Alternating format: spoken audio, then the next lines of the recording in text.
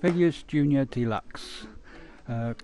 Clutch push rod missing, never had one, never came with one. So what do you do? First of all, you have to determine the length of the push rod that you need. So here I'm just checking the distance between the face of the output shaft and the clutch actuator. The adjuster should be set in the middle so that you've got movement either way. This is pure guesswork, and here I'm using an aluminium welding rod. This can be anything really, a bit of a nail, a bit of a coat hanger, just to start you off and get you going. As you can see here, it's far too long, so straight away I can take 10mm off of that, or 3/8.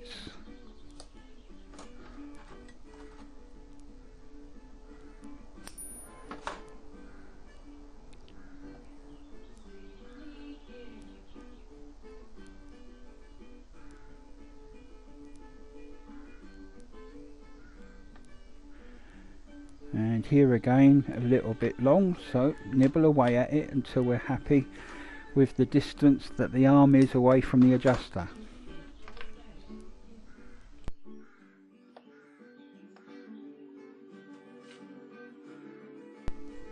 Just a fraction long, so one more nibble and I should have it pretty close.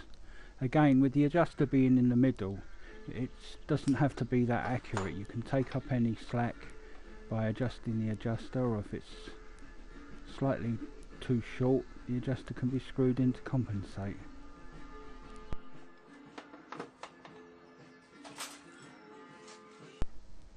Happy enough, this is now used as a reference for cutting the silver steel rod, or I think the Americans call it drill rod. It's a high carbon steel that can be hardened in the home workshop.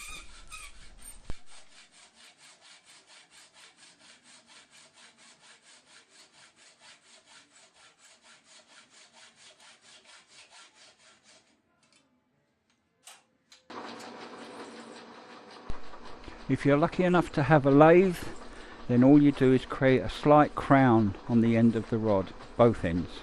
A convex surface that the ball bearing or the adjuster can ride on.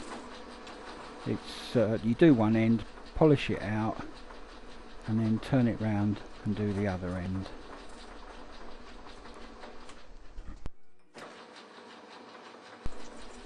If you haven't got a lathe, this procedure can also be carried out by putting the clutch push rod in an electric drill or battery drill in a vise, set it spinning, and gradually file on the concave face and polishing it out again with emery cloth. For longer push rods and you haven't got the lathe, you're going to have to do an alternative way, which I shall show you.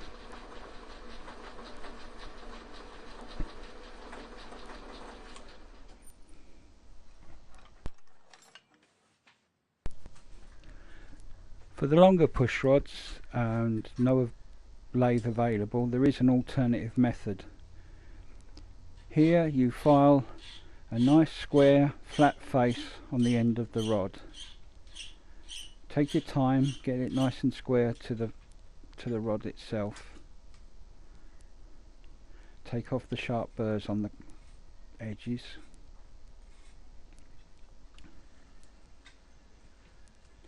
Then tape a bit of emery cloth or wet and dry to a flat surface. If you can get the tape off.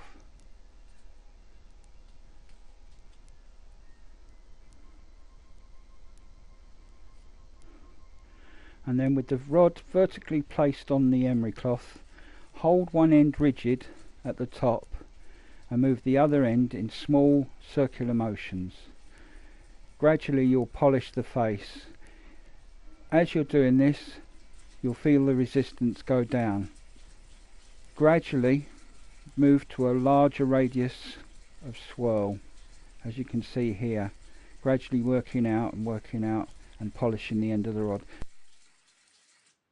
This produces the slightly convex surface that's required and leaves a nice polished finish on the end of the rod.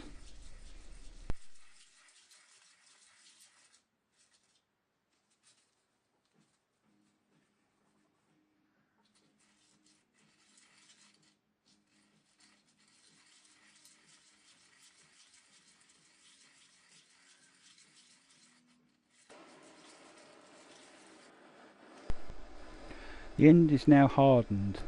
The way we achieve this is to bring the silver steel up to a bright cherry in a blow lamp. Looking here, it looks a bit bright, but in actual practice it wasn't that bright. It was closer to the colour of the pliers that are sitting on top of the weld table there, maybe just a little bit brighter than that.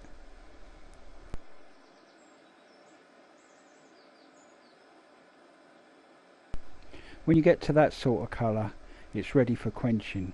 I use oil, some people use water. I think either one will do.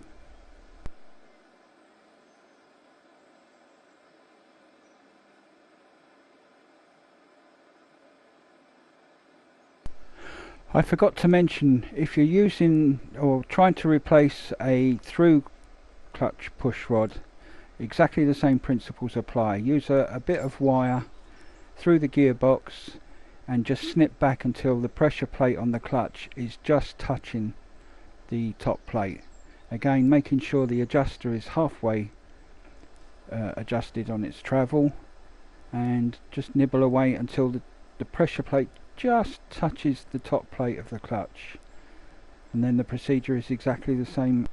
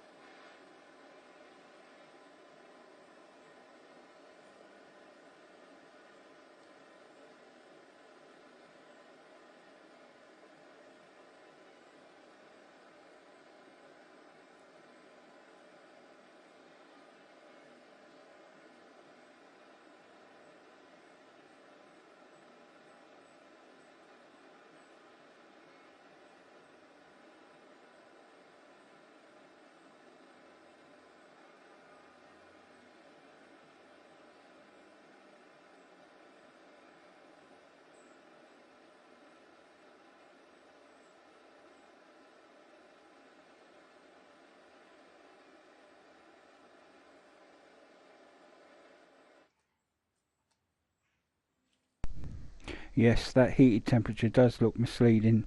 It looks almost white there when I plunged it into the oil. It doesn't have to be that bright.